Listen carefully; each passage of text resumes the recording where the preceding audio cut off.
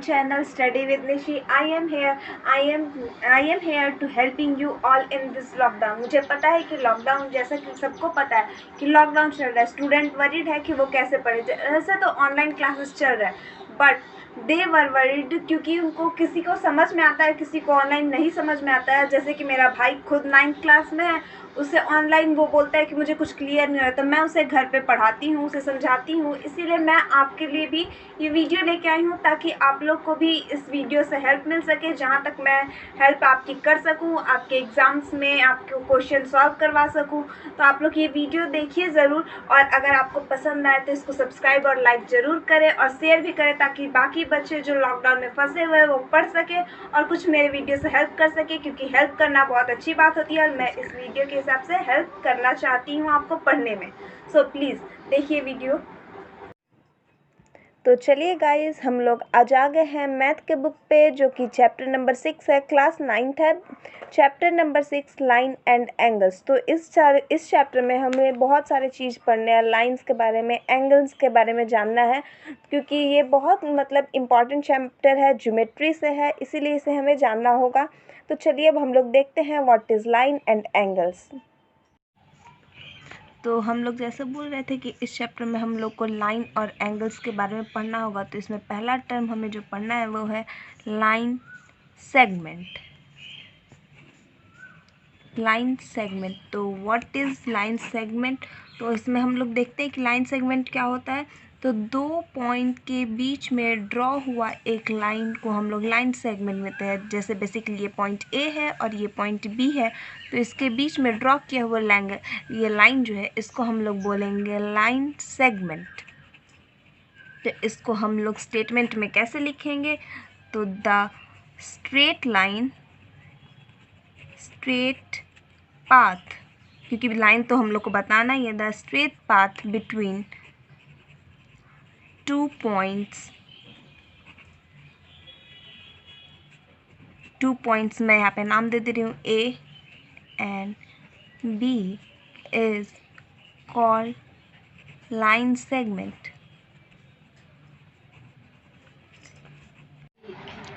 तो जो हम लोग को दूसरा टॉपिक इसमें जानना होगा वो है रे। तो रे क्या होता है? तो देखिए, जब हम लोग जैसे ये पॉइंट ए और बी लिए थे, तो इस ए बी लाइन सेगमेंट को, ए और पॉइंट बी, ये ए है और ये बी है, ये पॉइंट से हम लोग एक लाइन सेगमेंट ड्रॉ किए। तो जब ये बी से पॉइंट जो है इन्फिनिटी तक एक्सटेंड हो जाएगा, उसको हम लोग रे बोलेंगे।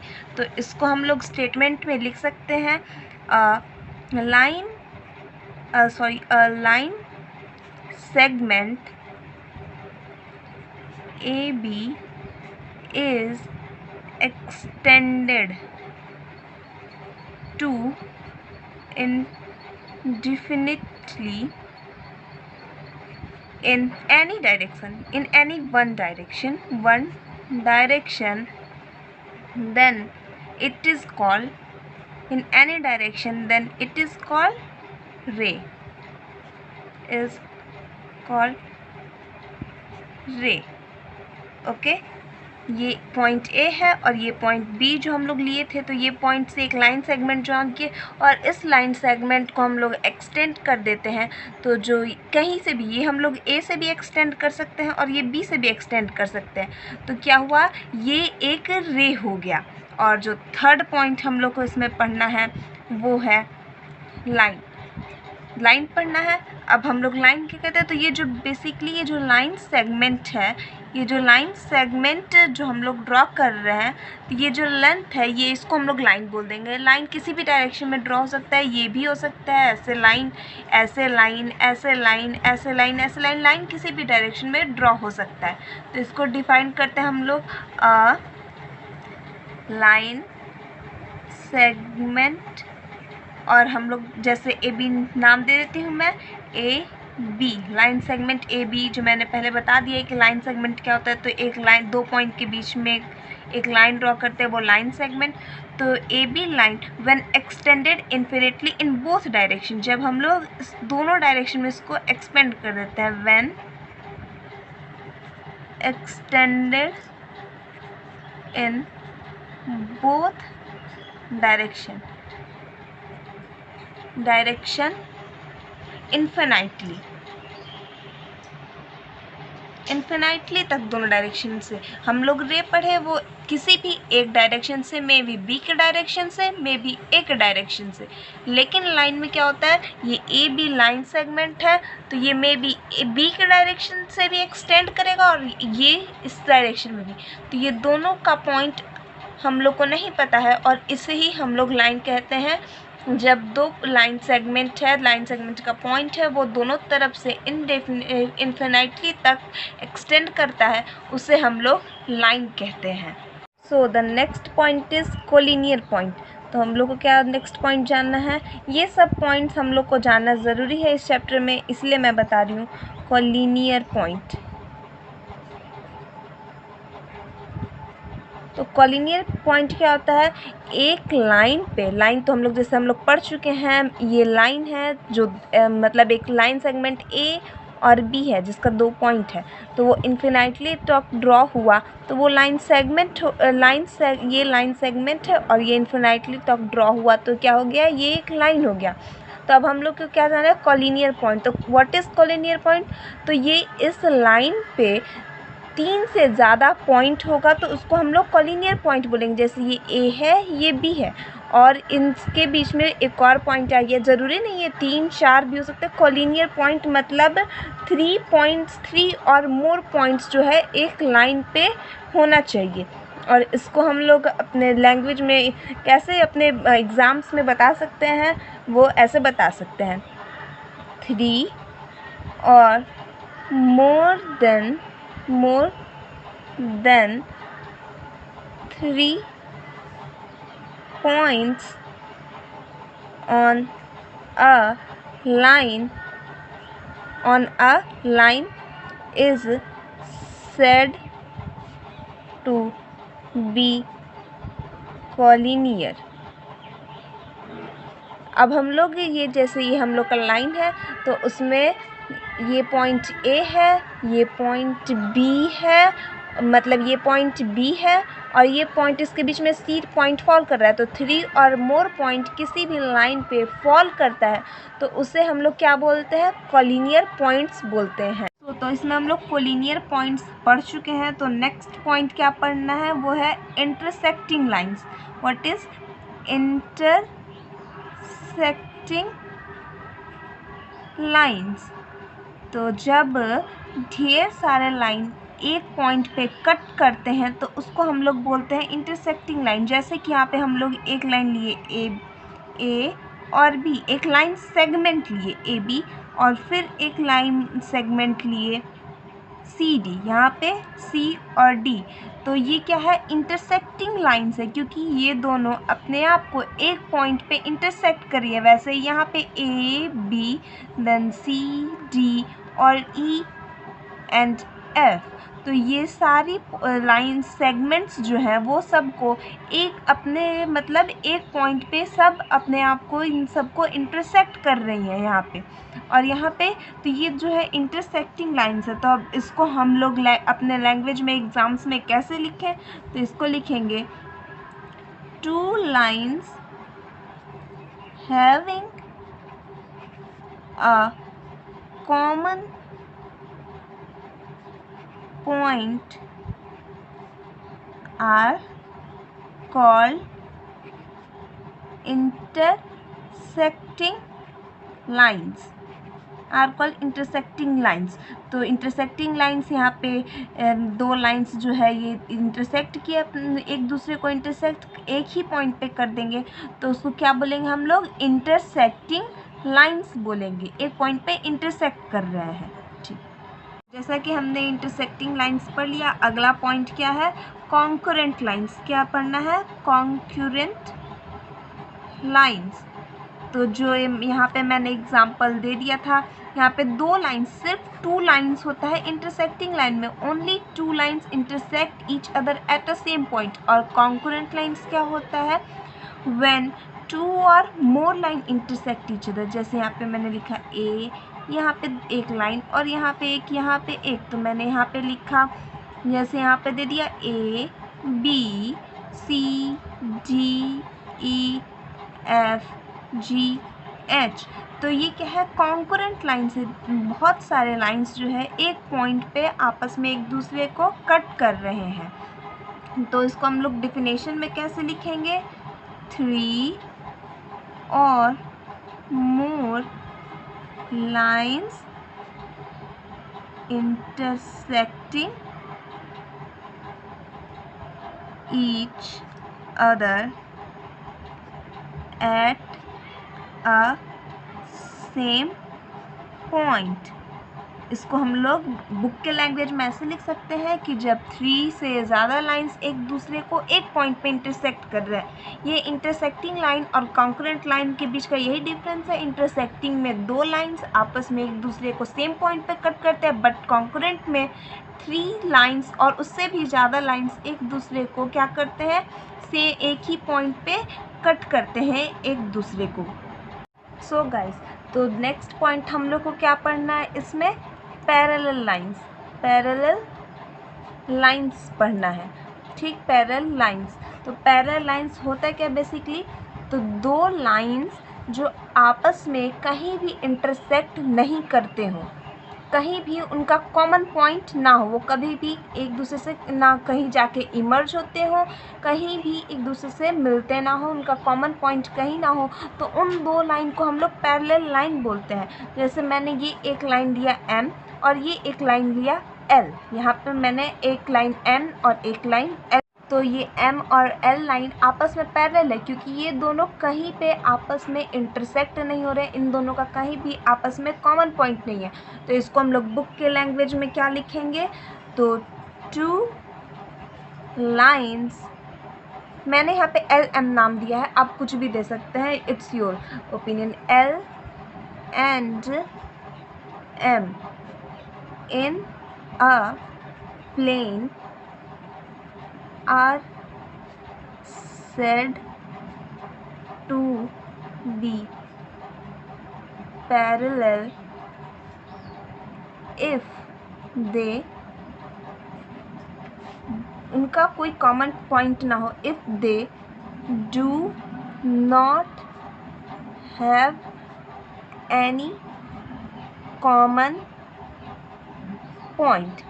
अगर उनका कोई भी कॉमन पॉइंट ना हो, ये पैरेलल लाइन L और M मैंने लिया था जिसमें M और L लाइन है, इनका कहीं भी कॉमन पॉइंट कुछ नहीं है, तो इन दोनों क्या कहेंगे, L और M, और इसको हम लोग डिनोट करेंगे L is parallel to M। इसको हम लोग ऐसे डिनोट करते हैं, L पैरेलल टू M। आपको क्वेश्चंस में पैरेलल लिखा हुआ मिल सकता है और ये सिंबल भी मिल सकता है, तो इससे आप कंफ्यूज ना हो।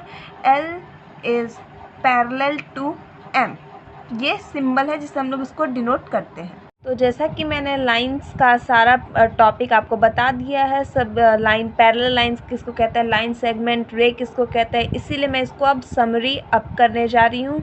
तो पहला पॉइंट है लाइन सेगमेंट। तो सो गाइज, मैंने आपको लाइंस के सारे पॉइंट्स बता दिए हैं, क्लियर कर दिए हैं, इसीलिए मैं इनको समरी अप कर दिया है। तो पहला पॉइंट्स मैंने लिखा है पैरेलल लाइंस, तो 2 लाइंस जिनका कोई कॉमन पॉइंट नहीं होता है उन्हें हम लोग पैरेलल लाइंस कहते हैं, और उनको हम लोग L पैरेलल M, तो ये जो है इनका सिंबल है, क्वेश्चन में सिंबल देके आता है L पैरेलल टू M। तो इसको define, 2 lines L and M in a plane are said to be parallel if they do not have any common point, कोई कॉमन पॉइंट ना हो तो उसे पैरेलल कहते हैं, L पैरेलल टू M। तो सेकेंड पॉइंट हम लोग का क्या है, लाइन सेगमेंट। तो what is line segment, a straight path between 2 points is called line segment. 2 point है A एंड B, उसके बीच में ये जो स्ट्रेट पाथ है, तो इसे हम लोग क्या बोलेंगे, AB line segment. Third is रे, a line segment AB when extended indefinitely in one direction। जैसे एक पॉइंट A है, एक पॉइंट B है, तो AB तो किसी भी एक डायरेक्शन में भी, इस डायरेक्शन में और में भी इस डायरेक्शन में, किधर के भी तरफ एक तरफ हम लोग इनडेफिनेटली बढ़ा देते हैं, तो उसको क्या बोलते हैं, हम लोग बोलते हैं रे। तो ये AB रे है, तो इसको हम लोग कैसे, AB और उसके ऊपर एरो डाल के AB रे है, ये AB इज़ अ रे। एंड थर्ड इज लाइन, जो हम लोग लाइन एंड एंगल्स, जो हम लोग का चैप्टर है लाइन। तो कि लाइन क्या होता है, दो लाइन सेगमेंट, मतलब ए बी के बीच में ड्रॉ किया हुआ लाइन सेगमेंट, यानी ए बी लाइन सेगमेंट को दोनों तरफ से हम लोग इनडेफिनेटली बढ़ा देते हैं तो उसे क्या बोलते हैं, line. A B is a line, क्योंकि दोनों तरफ से ये लाइन सेगमेंट इनडेफिनेटली बढ़ा हुआ है। Third is collinear point. Collinear point क्या होता है, 3 or more than 3 points are said to be collinear if there is a line which contain them। मतलब एक लाइन पे अगर 3 पॉइंट्स होते हैं तो उनको हम क्या बोलते हैं, कोलिनियर पॉइंट बोलते हैं। उसके बाद इंटरसेक्टिंग लाइन, तो 2 लाइन्स हैविंग कॉमन पॉइंट, जैसे ये हम लोग का है। सो गाइस, तो इंटरसेक्टिंग पॉइंट हम लोग जानते हैं, जो मैंने अभी बताया कि दो लाइन आपस में एक दूसरे को इंटरसेक्ट करते हैं, मतलब वो काटते हैं एक दूसरे को अ कॉमन पॉइंट में। जैसे मैंने लिया ए बी एक लाइन है और सी डी एक लाइन है, तो वो दोनों आपस में इंटरसेक्ट कर रहा है, मतलब एक दूसरे को काट रहा है। तो A B and C D is an intersecting line. फिर इसमें हम लोग का नेक्स्ट पॉइंट था कॉन्करेंट लाइन्स। इसमें क्या होता है, 3 और मोर, इसमें 2 लाइन्स आपस में एक दूसरे को इंटरसेक्ट करती है। कॉन्करेंट लाइन्स में 3 और मोर, 3 और उससे ज़्यादा लाइन्स आपस में एक दूसरे को इंटरसेक्ट करती हैं एक पॉइंट में, तो इसको हम लोग बोलते हैं कॉन्करेंट लाइन्स। सो गाइज, तो मैंने आपको लाइन्स का सारा क्लियर कर दिया है। तो आप लोग क्या कीजिए, एनसीईआरटी और अपने रेफरेंस बुक, जो भी आपके पास बुक है, उससे आप क्वेश्चंस बनाइए लाइन्स का।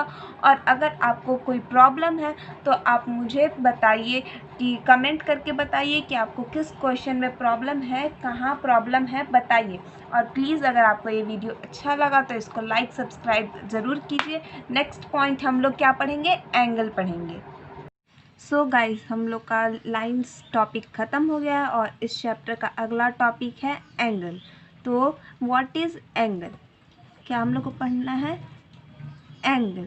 तो एंगल बेसिकली क्या होता है, जब एक पॉइंट से दो रेज स्टार्ट होती हैं। यहाँ पे मान लीजिए एक रे ये है और दूसरा रे ये है, ये स्टार्ट हुई और ये पॉइंट हम लोग का ओ है, तो ये ए लिख लेते हैं और ये ए ओ ए रे और ये ओ बी रे, ये हम लोग का स्टार्ट हुआ। तो अब हम लोग का इसमें एंगल क्या है, तो बी ओ ए, नहीं तो ए ओ बी, ये हम लोग का, इसको हम लोग क्या बोलेंगे, एंगल बोलेंगे, एंगल। अब इसको हम लोग बुकिश लैंग्वेज में कैसे करेंगे define, two rays O A and O B have a same point, having a common point, having a common point. So at that point the area, the angle is formed. This the area is, जिस area से इस पे ये line bent किया है उसको बोलेंगे। तो टू रेज है O A and O B having a common point, और ओ ए, ओ पॉइंट से जो ओ बी है तो इसको हम लोग बी ओ ए, नहीं तो A O B angle describe कर सकते हैं। So at that point, at that POI, at that point the area, this is called, we can say angle, angle BOA, या फिर इसको हम लोग we can also say angle AOB। So angle, तो अब हम लोग को पढ़ना है types of angle, how many types of angle. तो फर्स्ट जो हम लोग पढ़ेंगे वो है राइट एंगल। राइट एंगल किसको बोलते हैं, तो पहले मैं इसे डिफाइन कर देती हूँ। An angle whose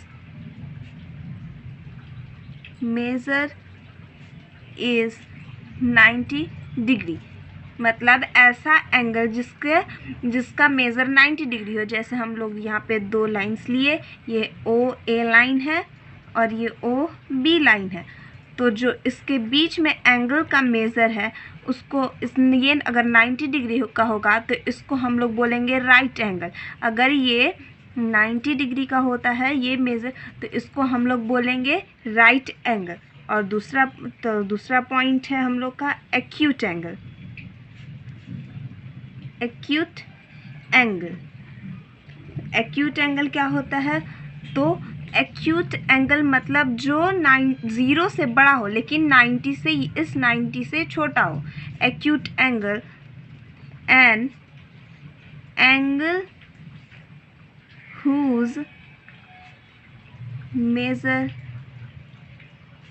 is greater than 0 degree but lesser than 90 degree.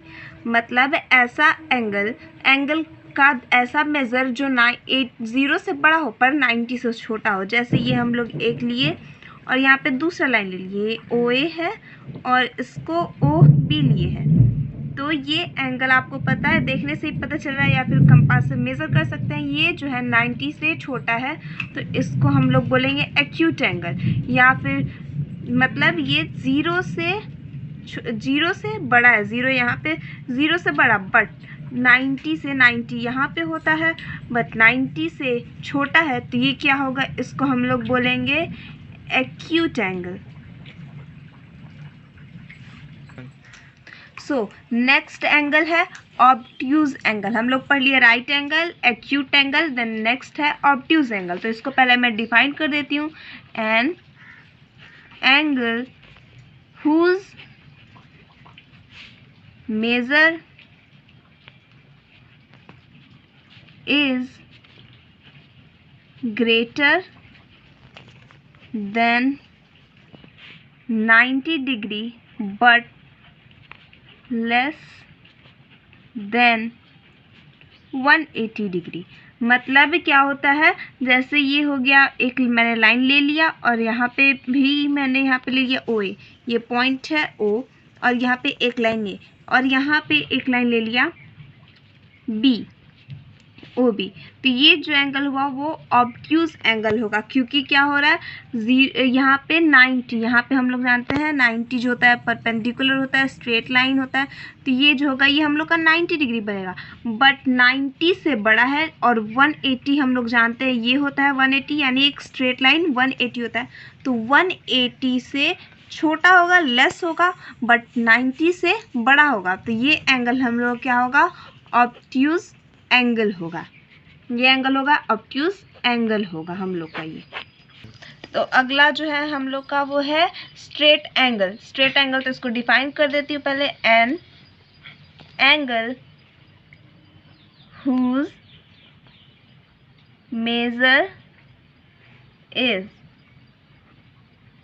greater than 180 degree but less than 360 degree. अब इसको डायग्राम से मैं समझा देती हूँ। जैसे मैंने एक यहाँ पे एक लाइन लिया जो 180 डिग्री का है, यहाँ से एक पॉइंट यहाँ पे ओ है, और ये लाइन मैंने ए बी लिया, जो यहाँ पे जो है ये हम लोग जानते हैं 180, और ये पूरा राउंड करेंगे तो क्या होगा? 360 होगा। तो यहाँ से मैंने लिया, तो अब ये एंगल, स्ट्रेट एंगल क्या होता है? 180 से बड़ा, मतलब ये जो लाइन हमारा ओ ए है उससे बड़ा, यानी कुछ इस तरह से। यहाँ पे मैंने सी दे दिया। ये 180 यानी ये 180 है, तो ये 180 से बड़ा है, बट ये हम लोग जानते हैं ये 360 है, लेकिन 360 से ये छोटा है। सो ओ सी, यानी ये एंगल, ये ओ सी, ये वाला जो एंगल होगा इसको हम लोग क्या बोलेंगे? Straight angle. इसको हम लोग बोलेंगे स्ट्रेट एंगल। हाँ, और आप इसको कॉपी में ज़रूर पेन और कॉपी लेके बैठिए, ताकि इन सब को आप पॉइंट को नोट कर सके, ताकि आप जब क्वेश्चन बनाने जाए तो आपको सब का कॉन्सेप्ट क्लियर हो जाए। तो फिफ्थ जो है हम लोग का पढ़ना है हम लोग को रिफ्लेक्स एंगल। गाइज अगला कौन सा हम लोग का है? Straight angle. स्ट्रेट एंगल तो पहले इसका डिफाइन लिख देती हूँ मैं। N angle whose measure is 180 degree, मतलब ऐसा एंगल जिसका मेज़र 180 डिग्री है। तो मतलब हम लोग एक ले लिए लाइन, हम लोग यहाँ पे एक पॉइंट है O, यहाँ पे A, ये OA है, और 180 यानी यहाँ से एक स्ट्रेट लाइन, हम लोग जानते हैं कि एक स्ट्रेट लाइन पे हमेशा यहाँ पे 180 डिग्री पॉइंट से बनता है। तो ये O और यहाँ पे लाइन B है, तो ये जो होगा, ये यहाँ पे ये जो एंगल बन रहा है AOB के बीच में, वो 180 डिग्री है। एग्जैक्टली मेज़र उसका 180 डिग्री है, तो इसको हम लोग बोलेंगे स्ट्रेट, इसको हम लोग बोलेंगे स्ट्रेट एंगल। सो अगला हम लोग का टॉपिक क्या है? Reflex angle. तो इसको मैं डिफाइन कर देती हूँ, an angle whose measure is greater than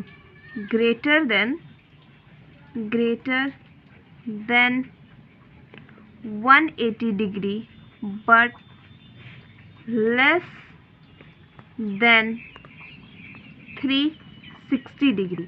मतलब यहाँ पे मैंने एक लाइन लिया A और यहाँ पे B, जिसके बीच में एक पॉइंट है O। तो यहाँ से एक और लाइन ड्रॉ होगा 180 से ज़्यादा बट 360 से कम। हम लोग जानते हैं ये हम लोग का 180 डिग्री है, और इसको जब ये पूरा हो जाता है तो इसको हम लोग 360 बोलते हैं। तो जब एक एंगल बनेगा, ये बनेगा एक एंगल जब 180 से ज़्यादा होगा बट 360 से कम होगा। 360 से कम होगा तो जैसे हम लोग का ये है यहाँ पे C, तो ये BOC का ये वाला पार्ट, जो BOC का ये पार्ट है, ये हम लोग का है रिफ्लेक्स एंगल। 180 से ज़्यादा है पर 360 से कम है, तो इसको हम लोग बोलेंगे रिफ्लेक्स एंगल। इसको हम लोग बोलेंगे रिफ्लेक्स एंगल। सो अगला टॉपिक हम लोग कौन सा पढ़ना है? Complete angle. तो इसको डिफाइन करते हैं, N angle whose measure is equal to 360 degree. जो पूरे के पूरे 360 डिग्री हो जाता है उसको हम लोग बोलेंगे एक कंप्लीट एंगल। जैसे मैंने ये लिया, यहाँ पे एक पॉइंट है O और यहाँ पे एक पॉइंट है B। हम लोग जानते हैं कि इधर स्ट्रेट लाइन यहाँ पे ड्रॉ होगा तो इन दोनों के बीच में 180 डिग्री बनेगा। बट ये OB पे जो एंगल बन रहा है, ये यहाँ से यहाँ तक बन रहा है, मतलब ये O पे पूरा एक 360 डिग्री बन रहा है। ये पूरा एक कंप्लीट एंगल है और इसको हम लोग बोलेंगे कंप्लीट एंगल। मतलब कि क्या होगा? कंप्लीट एंगल मतलब जिस एंगल का मेज़र पूरा का पूरा 360 डिग्री हो, उसको हम लोग बोलेंगे कंप्लीट एंगल। सो गाइज, आप लोग इसको कॉपी में ज़रूर नोट करें ताकि आप लोगों को इसका समझ में आए कि इसमें क्या क्या पढ़ना है हम लोगों को, ताकि क्वेश्चन आप लोग को समझ में आ जाए। रटे नहीं, मैथ समझने वाला चीज़ है, तो प्लीज़ इसे समझें। सो गाइज, मैंने काइंड्स ऑफ एंगल्स पढ़ा दिए हैं। 6 काइंड्स ऑफ एंगल्स थे: right angle, acute angle, obtuse angle, straight angle, reflex and complete angle. तो अगला हम लोग का जो टॉपिक है वो है इक्वल एंगल्स। क्या पढ़ना है हम लोग को? Equal angles. आप लोग को नाम से ही समझ में आ रहा था, एंगल इक्वल्स मतलब दो एंगल जिसके मेजर्स इक्वल हो। तो इसको हम लोग डिफाइन कर सकते हैं, 2 angles are said to be equal if they have same measure. If they have same measure, हाँ सेम मेज़र होगा। तो मैंने ये मान लिया, ये एक बनाया, यहाँ पे मैंने एक एंगल बनाया, यहाँ पे कुछ भी अब मैंने मेज़र तो किया नहीं है तो मैं इसे XYZ दे देती हूँ क्योंकि मैंने मेज़र नहीं किया है। ये O पॉइंट है, यहाँ पे A एंड यहाँ पे B है, ठीक। और फिर मैंने एक यहाँ पे बनाया जहाँ पे पॉइंट जो है यहाँ पे P है, यहाँ पे Q है और यहाँ पे R है, और ये एंगल जो है Y है। अगर आपको क्वेश्चन में यहाँ पे मेज़र किया हुआ नहीं है, क्वेश्चन में बोलता है कि ये इक्वल है, तो इक्वल है मतलब हम लोग कैसे पता? तो ये जो एंगल, ये एंगल आपस में इन दोनों का, ये एंगल BOA और PQR इक्वल होगा। क्योंकि इन लोग का मेज़र जो है आपस में इक्वल है, मतलब ये जितने डिग्री का होगा सेम डिग्री का ये भी होगा, तो हम कहेंगे कि ये एंगल जो है इक्वल एंगल्स है। सो अगर यहाँ पे हम लोग एक लाइन ले लेते हैं, यहाँ पे ए और बी लाइन ले लिए, तो यहाँ पे एक पॉइंट ओ है, यहाँ से मान लीजिए एक लाइन ड्रॉ है, तो फिर ये क्या होगा, इस एंगल को हम लोग सी नेम देते हैं लाइन को। तो ये जो है ये एंगल इक्वल कैसे बोलेंगे, इसका ये एंगल और ये एंगल का मेज़र अगर इक्वल है then we can say that angle AOC is equal to angle BOC if their measure are equal, अगर इनका मेज़र क्या होगा, इक्वल होगा, मतलब इसका डिग्री और इसका डिग्री, अगर ये 90 डिग्री है तो ये भी 90 डिग्री होगा, अगर ये 50 है ये भी 50 डिग्री होगा, तब इसको हम लोग इक्वल एंगल बोलेंगे। सो अगला टॉपिक हम लोग का क्या है, बाइसेक्टर ऑफ एन एंगल। तो आप लोग नाम से ही समझ रहे होंगे, जैसे मैंने एक यहाँ पे एंगल लिया, जैसे ये मैंने एंगल ले लिया, एक एंगल बना लिया, अब इसको नेम दे देते हैं O, यहाँ पे A और यहाँ पे B, मैंने नेम भी दे दिया, और यहाँ पे इसके पास एंगल, या तो आप इसको BOA एंगल बोलिए या AOB बोलिए। तो इसको हम लोग क्या डिफाइन करेंगे, तो जब एक यहाँ से एक लाइन ड्रॉ करेंगे और ये जो है ये लाइन जो है दो एंगल्स को हाफ पार्ट में और इक्वल पार्ट्स में इक्वली हाफ पार्ट में डिवाइड करता है, तो इसको हम लोग क्या बोलते हैं, ये जो लाइन है वो एंगल को बाइसेक्ट कर रहा है, तो इस लाइन को हम लोग यानी OC को हम लोग बाइसेक्टर ऑफ AOB या BOC बोलेंगे। तो चलिए अब इसको हम लोग बुक के लैंग्वेज में लिखते हैं, अ रे OC is called bisector of the angle, bisector of the angle। इसको हम लोग जानते हैं, हम लोग एंगल को ऐसे रिप्रेजेंट करते हैं, एंगल AOB, एंगल AOB हम लोग AOB कब बोलेंगे, इफ द एंगल ये AOC is equal to angle BOC, if angle AOC is equal to angle BOC। जब एंगल AOC और BOC इक्वल होगा, मतलब ये जो OC लाइन है वो इस एंगल को हाफ पार्ट्स में डिवाइड कर दे रहा है, और इस केस में क्या होता है, इन दिस केस क्या हम लोग लिख सकते हैं, AOC इज इक्वल टू, मतलब angle AOC is equal to angle BOC equals to half angle AOB। इसका मतलब ये पूरा एंगल AOB है, तो इससे एक लाइन ड्रॉ किए OC, और वो अगर एंगल को हाफ ऑफ पार्ट में डिवाइड कर देता है तो OC is the bisector of angle AOB। और इस केस में क्या होता है, angle AOC is equal to angle BOC होता है। इसका मतलब angle AOC plus angle BOC is equal to half the angle of AOB। तो अब हम लोग को अगला टॉपिक क्या पढ़ना है, कॉम्प्लीमेंट्री एंगल। तो इसको पहले मैं डिफाइन कर देती हूँ, two angles are said to be complementary if their sum is 90 degree. अगर उसका सम क्या हो, 90 डिग्री हो, तो उसे हम लोग कॉम्प्लीमेंट्री बोलेंगे। जैसे मैंने ये एक ड्रॉ किया, यहाँ पे ये एक एंगल यहाँ से एक ड्रॉ किया, जैसे OA एंड देन B, तो ये मैंने एक एंगल ड्रॉ किया O पॉइंट से, और एक लाइन OB ड्रॉ कर दिए, तो यहाँ पे दो एंगल अल्टीमेटली बन गए, और इसको नेम दे दिया C। तो ये एंगल AOC और BOC को हम लोग सप्लीमेंट्री तभी बोलेंगे जब इस एंगल और इस एंगल का सम क्या होगा, पूरे 90 के इक्वल होगा। अगर ये पूरा 90 के इक्वल हो जाता है तो हम लोग बोलेंगे angle OB is an AOB is a complementary angle because the angle of angle AOC plus angle BOC is equals to 90 degree. मतलब अगर 90 डिग्री के सम के इक्वल दो एंगल का सम आ जाता है तो उसको हम लोग क्या बोलते हैं, एक कॉम्प्लीमेंट्री एंगल बोलते हैं। मतलब BOC और AOB का सम अगर 90 के इक्वल आ जाता है तो इस एंगल को, मतलब BOA या AOB एंगल को हम लोग क्या बोलेंगे, एक कॉम्प्लीमेंट्री एंगल बोलेंगे।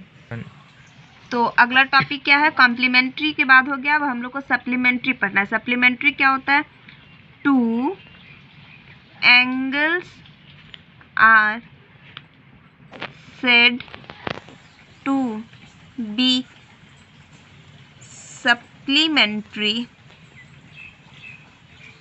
supplementary angle if their sum is 180 degree. मतलब मैंने दो एंगल लिया, जैसे मैंने यहाँ पे ड्रॉ किया था एक लाइन, यहाँ पे एक पॉइंट है O, यहाँ से एक A है, और क्या हो यहाँ पे एक और यहाँ पे ड्रॉ किया, मतलब पूरा एक लाइन यहाँ से AB ड्रॉ किया, यहाँ से मैंने एक एंगल ऐसे ड्रॉ कर लिया, यानी इसको हम लोग C नाम दे देते हैं, ABC।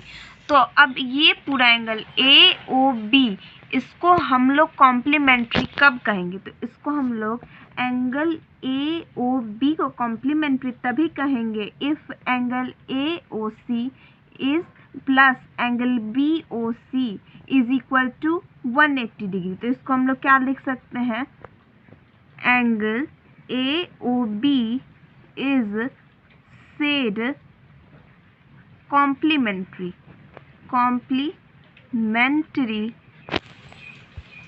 if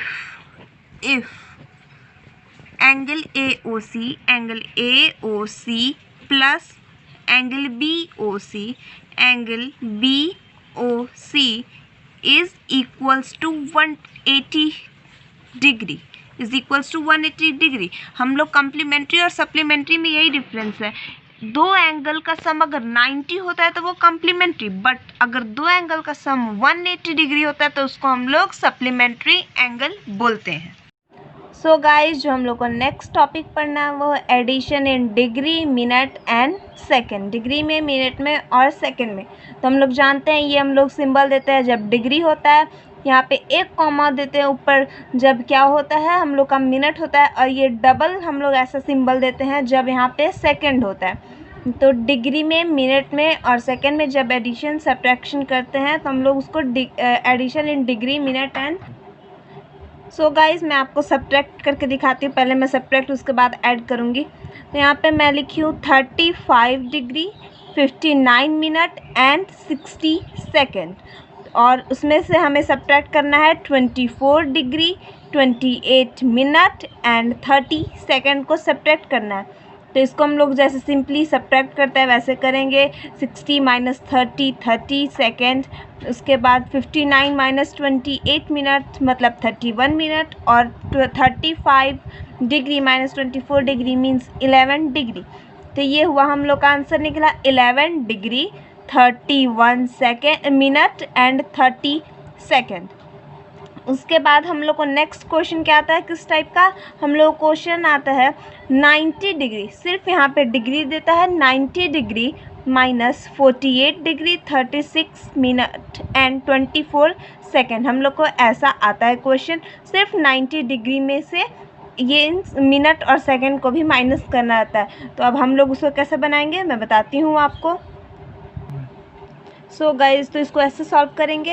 यहाँ पे 90 डिग्री में से इसको माइनस करना था, तो इसमें तो दिया हुआ है मिनट और सेकंड, बट इसमें नहीं दिया, तो इसको हम लोग मिनट और सेकंड में चेंज करेंगे। तो कैसे करेंगे, तो 89 डिग्री है, 89 डिग्री 90 डिग्री था, तो इसको हम लोग 89 डिग्री और फिर जो 1 डिग्री बचा वो यहाँ पे आएगा, मतलब कितना यहाँ पे आ जाएगा हम लोग का 60 मिनट।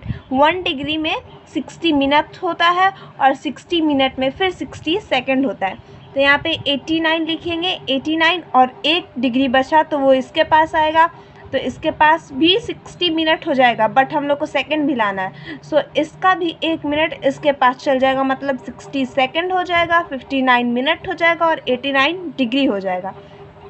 और उसमें से हम लोग 48 डिग्री, 36 मिनट और 24 सेकंड को माइनस कर देंगे, मतलब हम लोग का आंसर क्या आएगा 36 minute 36 second, 23 minute and 41 degree हम लोग का आंसर होगा।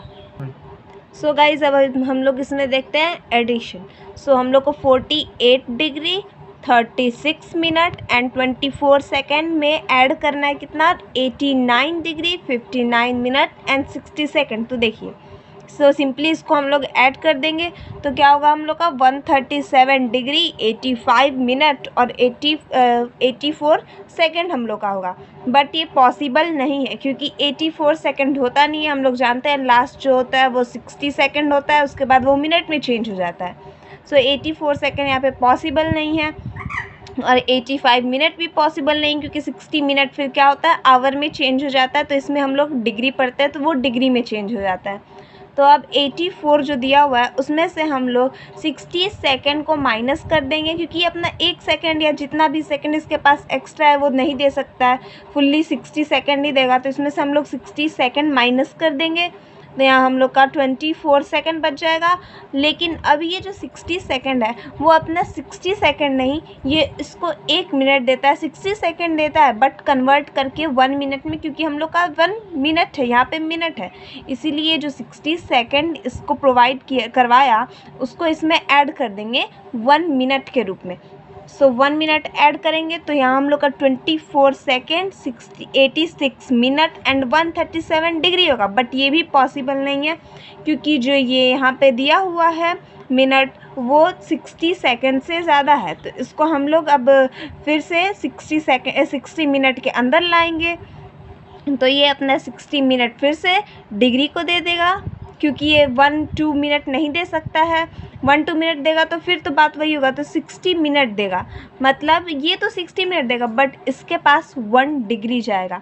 सो इसमें से हम लोग क्या करेंगे 24 सेकेंड और 86 मिनट माइनस 60 मिनट, मतलब 26 मिनट और 137 प्लस 1 डिग्री 138 डिग्री, मतलब हम लोग का आंसर क्या होगा 138 डिग्री, 26 मिनट एंड 24 सेकेंड्स।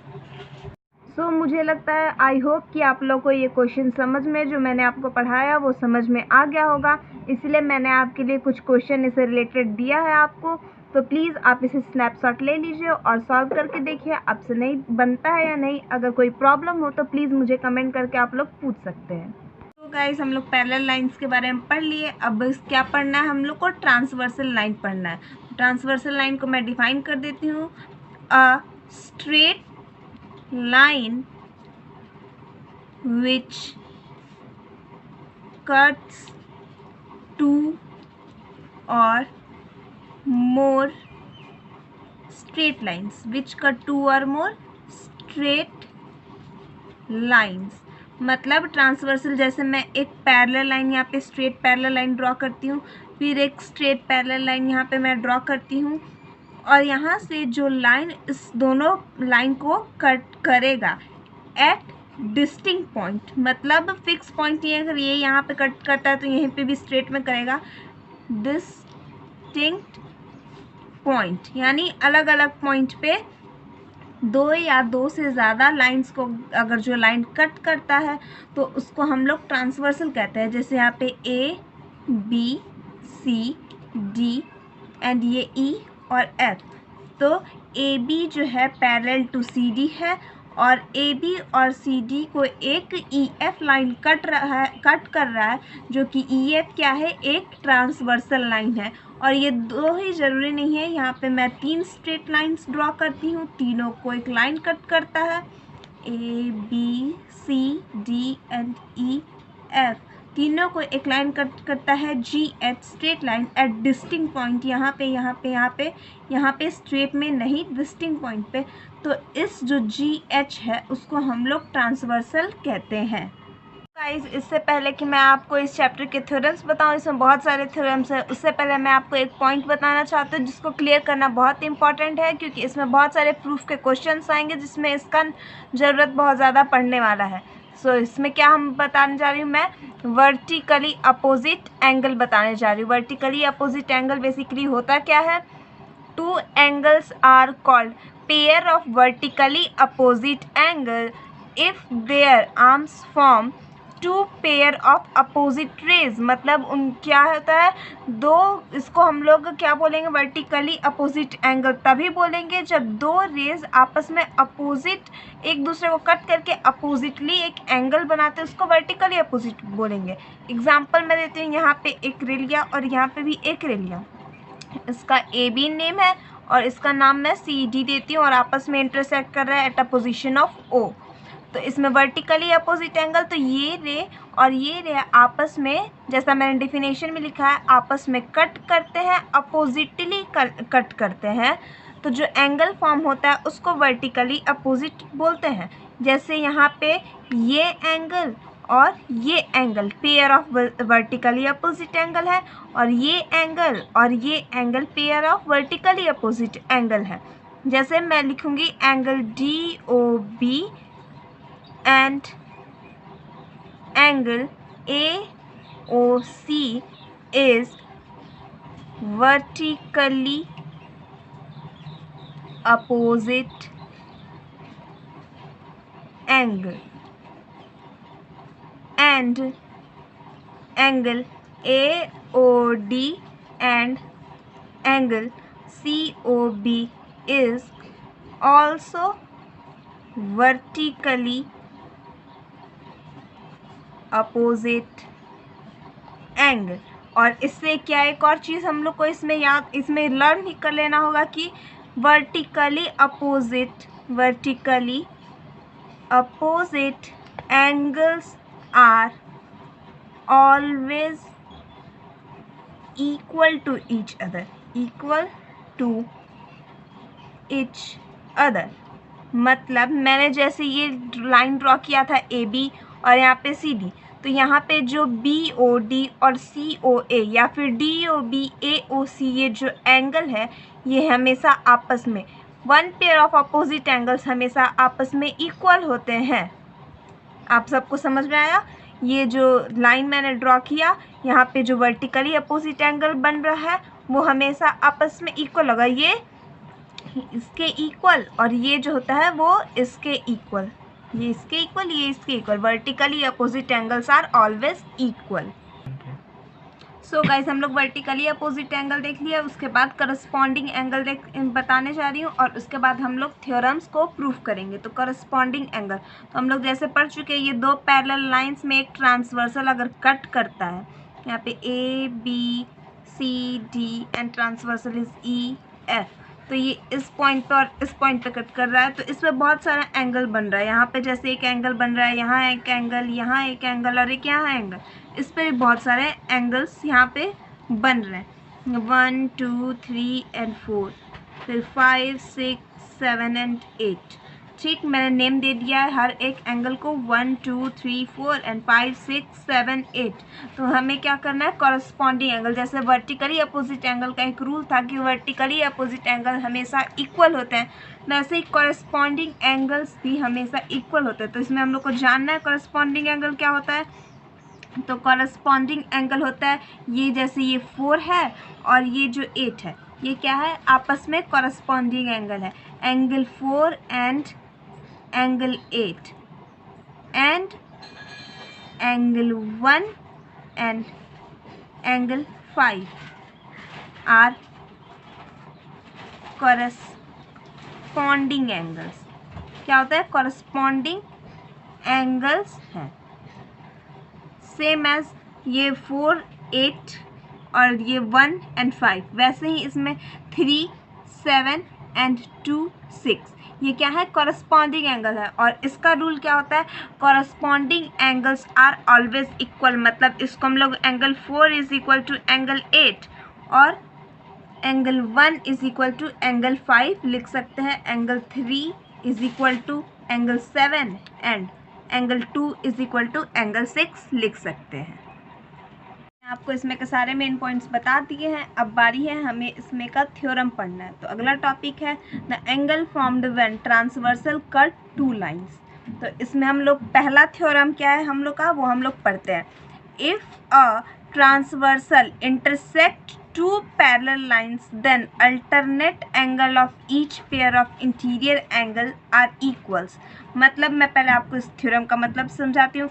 अगर दो पैरेलल लाइंस को एक ट्रांसवर्सल जो है उसको इंटरसेक्ट करता है तो क्या होगा, इंटीरियर एंगल्स मतलब इंटीरियर एंगल्स जो होते हैं वो हमेशा एक दूसरे के इक्वल होते हैं। अल्टरनेट इंटीरियर एंगल्स एक दूसरे के इक्वल होते हैं। तो चलिए अब इसे प्रूफ करते हैं। मैंने आपके लिए सब पहले ही लिख के रख दिया है ताकि मैं आपको अच्छे से समझा सकूं। तो पहले कोई भी अगर थ्योरम है हम लोग को प्रूफ करना है, अगर प्रूफ करने वाला क्वेश्चन आता है तो उसमें हम लोग को 4 बेसिक पॉइंट्स लिखने होते हैं। गिवन जो क्वेश्चन में दिया है, टू प्रूव जो हम लोग को प्रूफ करना है, एंड देन कंस्ट्रक्शन अगर हम लोग को नीड हुआ उसमें कंस्ट्रक्ट करने का तो उसमें हम लोग कंस्ट्रक्शन करेंगे और वहाँ पे हम लोग को नोट करना पड़ता है कि हमने क्या कंस्ट्रक्शन किया है। इफ़ नॉट नीडेड तो वहाँ पे लिखना ज़रूरी नहीं है। और अगला क्या होता है, प्रूफ। इसको प्रूफ करने के लिए हम लोग क्या क्या प्रूफ देने वाले हैं। तो इस पहला थ्योरम का मैं आपको बताती हूँ। Given A B parallel to C D given है क्वेश्चन ये इस थ्योरम में कि ए बी जो है सी डी दो पैरेलल लाइन से A B and C D एक दूसरे के पैरेलल हैं। टू प्रूव हम लोग को प्रूव क्या करना है, तो हम लोग को प्रूव करना है alternate interior angles are equals. मतलब angle 3 is equal to angle 5 and angle 4 is equal to angle 6 हम लोग को प्रूव करना है। तो चलिए अब हम लोग प्रूफ करते हैं। तो इसमें दिया हुआ है, हम लोग पर बता चुकी हूँ मैं आपको कि वर्टिकली अपोजिट एंगल्स इक्वल होते हैं। एक लाइन को जब दो लाइन आपस में इंटरसेक्ट करते हो तो ये और ये आपस में इंटरसेक्ट करता हुआ दिख रहा है तो क्या होगा, वर्टिकली अपोजिट एंगल इक्वल्स होंगे। तो angle 1 is equal to angle 3 होगा वर्टिकली अपोजिट एंगल से, और angle 1 is equal to angle 5 होगा। मैं आपको कॉरस्पॉन्डिंग एंगल्स भी बता चुकी हूँ। तो angle 1 is equal to angle 5 होगा। कॉरस्पॉन्डिंग एंगल्स हम लोग पढ़ चुके हैं कि अगर दो पैरेलल लाइन को एक ट्रांसवर्सल इंटरसेक्ट करता है तो क्या होता है, कॉरस्पॉन्डिंग एंगल्स इक्वल होते हैं। So angle 1 is equal to angle 5 होगा। तो जब एंगल 3 इज इक्वल टू 1 है और angle 5 is equal to angle 1 है तो indirectly angle 3 is equal to angle 5 भी होगा, क्योंकि ये भी इसके इक्वल है और ये भी इसके इक्वल है। सो ये दोनों आपस में भी इक्वल होगा।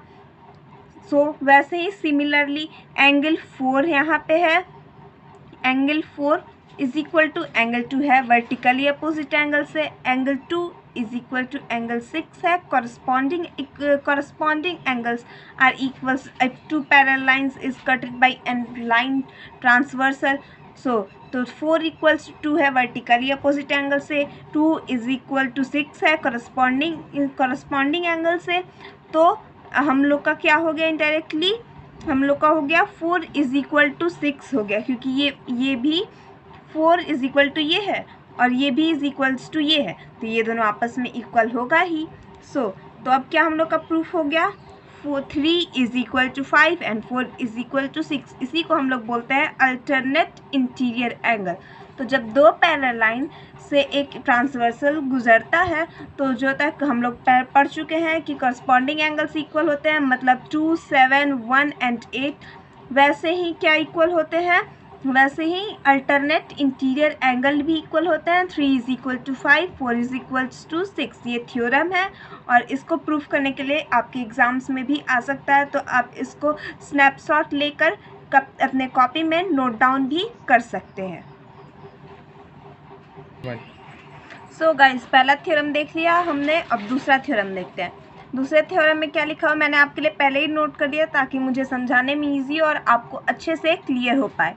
दूसरा थ्योरम क्या है, if a transversal intersect two parallel lines then each pair of consecutive interior angles are supplementary.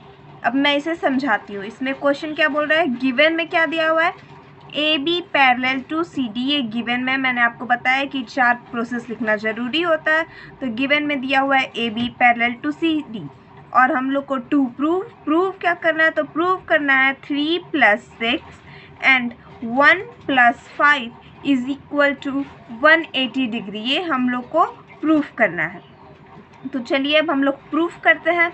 हम लोग को क्या प्रूफ है, angle 3 + angle 4 is equal to 180 degree. ये हम लोग जानते हैं लीनियर पेयर में अगर स्ट्रेट लाइन पे एक लाइन उसको कट करता है तो वो दो एंगल्स का सम 180 के बराबर होता है। हम लोग लीनियर में पढ़ लिए लीनियर पेयर में।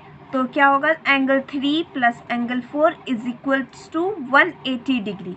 और उसके बाद इसका अगला स्टेप क्या है, तो angle 4 is equals to angle 6। ठीक है, angle 4 is equals to angle 6 alternate interior angle से। तो एंगल ये इसके इक्वल है और ये प्लस ये 180 है, तो ये प्लस ये अल्टरनेट क्या हो जाएगा, दोनों क्या हो जाएगा, 4 के जगह पे हम लोग 6 लिख देंगे और क्या हो जाएगा, वो 180 हो जाएगा। सो गाइज, तो क्या इसमें बोल रहा है angle 3 + angle 4 is equals to 180 degree, क्योंकि ये लीनियर पेयर है, हम लोग पढ़ चुके हैं। तो क्या, और angle 4 is equals to angle 6 होता है अल्टरनेट इंटीरियर एंगल से, ये भी हम लोग पढ़ चुके हैं। तो क्या होगा, 3 + 4 is equals to 180 degree and 4 is equals to 6। तो we can write 3 + 6 is equals to 180 degree. Similarly यहाँ पे क्या लिखा है, 6 + 5 is equals to 180 degree by linear pair से। और हम लोग जानते हैं angle 6 is equals to angle 6। यहाँ पे दिया हुआ है, यहाँ पे दिया है कि हम लोग 6 + 5 इज इक्वल्स टू 180 डिग्री और 6 इज इक्वल्स टू 1 यानी लीनियर अल्टरनेट इंटीरियर एंगल से। तो angle 1 + 5 is equals to 180 degree होगा। मतलब आप अगर समझ में आया तो प्लीज़ कमेंट करके ज़रूर बताएं कि हाँ मुझे समझ में आया है, ताकि मैं आपके लिए और वीडियोस बनाऊं, आपको और अच्छे से क्लियर करूं, हेल्प करूं आपके पढ़ाई में। सो प्लीज़ मुझे कमेंट करके बताइए ज़रूर। अगर अच्छा लगा तो सब्सक्राइब और लाइक ज़रूर कीजिएगा। सो ये अल्टरनेट इंटीरियर एंगल है, मैंने आपको बता दिया कैसे। यहाँ पे ये कॉरस्पॉन्डिंग एंगल्स का, यहाँ पे कंसेक्यूटिव इंटीरियर एंगल्स का सम 180 होता है। यानी मैंने बता दिया आपको कि 3 + 6 और 1 यहाँ पे 1 सॉरी यहाँ पे 4, 3 + 6 4 + 5 इज इक्वल्स टू 180 डिग्री कैसे होता है मैंने आपको बता दिया। अगर आपको समझ में आना, आप इसको रिकैप करके फिर से देख लें, फिर से समझ लें, क्योंकि थ्योरम्स समझना ज़रूरी है। आपके एग्ज़ाम्स में थ्योरम प्रूफ करने के लिए आ सकता है। सो गाइज, इसमें हम लोग थर्ड थ्योरम के बारे में पढ़ने जा रहे हैं, जो कि ट्रांसवर्स है फर्स्ट थ्योरम का। तो अब देखते हैं इसमें क्या लिखा हुआ है। If a transversal intersect two line making a pair of alternate interior angle, the two line are parallel. इसमें गिवन है एक ट्रांसवर्सल लाइन है जो दो लाइंस को कट करता है, मतलब ए बी और सी डी दो लाइंस है जिसको ई एंड एफ जो है ट्रांसवर्सल कट करता है। और गिवन क्या है, इसमें दिया हुआ है कि जो angle 3 is equals to angle 5 जो कि अल्टरनेट इंटीरियर एंगल है वो इक्वल है। तो हम लोग को प्रूफ करना है A B parallel to C D. तो इसको हम लोग कैसे प्रूफ करेंगे, तो इसको प्रूफ करेंगे हम लोग, गिवन है 3 इज इक्वल्स टू 5 और हम लोग जानते हैं angle 1 is equals to angle 3 by vertically opposite angle and angle 3 is equals to angle 5 is given. So जब 3 = 5 होगा और 3 = 1 होगा तो 1 = 5 ऑटोमेटिकली हो जाएगा। सो जब हम लोग 1 = 5 प्रूफ कर दिए हैं, मतलब ये एक कॉरस्पॉन्डिंग एंगल है, but these are the corresponding angles. और कॉरस्पॉन्डिंग एंगल्स तभी इक्वल होता है जब क्या होता है, दो लाइन आपस में पैरेलल होता है। तो जब हम लोग एक कॉरस्पॉन्डिंग एंगल्स को आपस में इक्वल करवा देते हैं, मतलब वो लाइंस अपने आप ऑटोमेटिकली क्या हो जाता है, पैरेलल हो जाता है। So A B parallel to C D. आप इसे अपने कॉपी में ज़रूर नोट करें। सो अब हम लोग फोर्थ थ्योरम पढ़ने जा रहे हैं जो कि ट्रांसवर्स है। सेकंड में हम लोग क्या पढ़े हैं, कॉरस्पॉन्डिंग के बारे में पढ़े हैं। सो ये ट्रांसवर्स है उसका। तो देखते हैं क्या लिखा हुआ है। If a transversal intersect two lines in such a way that a parallel of consecutive interior angle are supplementary, then the two lines are parallel. इसमें क्या बोल रहा है, दो लाइंस है A B and C D, और क्या हुआ है, दोनों को एक ट्रांसवर्स यानी ई और एफ जो है ट्रांसवर्स वो दोनों को कट करता है. तो क्या हुआ है, 4 + 3 = 180 ये गिवन है, और हम लोग को प्रूफ क्या करना है, A B parallel to C D proof करना है फिर से. और दिया क्या हुआ है, तो एंगल 4 + एंगल 5 ये जो है ये जो इंटीरियर का कॉन्जिक्यूटिव इंटीरियर एंगल्स है वो दोनों को ऐड करो तो 180 आता है, ये दिया हुआ है. और हम लोग को प्रूफ करना है कि ये दोनों आपस में पैरेलल है.